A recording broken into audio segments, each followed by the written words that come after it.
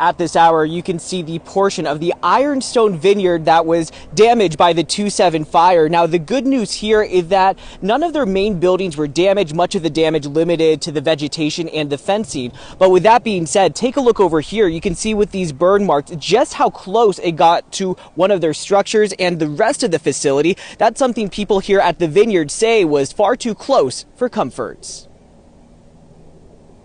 All of a sudden the fire jumped the line and it's like, fire's coming, we got to go. For Stephen Couch and those at Ironstone Vineyards, they're breathing a little easier. Conditions looking much different compared to a day earlier when the 2-7 fire near Vallecito came dangerously close to their structures. The property sustained a lot of damage to the open range lands, fences, some pipelines and that I saw were melted. Fortunately for us, our treatment facility was saved.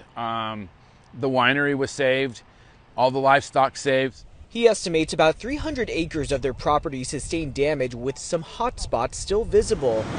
Those further in the town of Murphys tell us they're feeling better about the firefight, but still remain on edge. We have things packed. We have pictures of our things for insurance purposes. It's something you get used to living up here. I feel like we just have so much more control and we're faster. Like I said, our first responders are just, I think they do an amazing job. For Ironstone Vineyards, another aspect they're keeping a close eye on is the impact to their grape harvest. I think we're okay. That smoke really never settled in like it did in some of those other big fires where it's almost dense fog.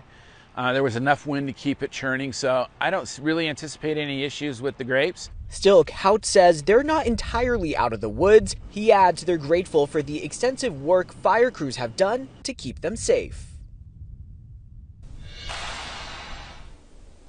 Now, he goes on to tell me he would like to open the business as quickly as possible, but of course emphasizes that's all dependent on the fire's progress, the evacuations, and the guidance from local officials. In Murphys, Austin Castro, ABC 10.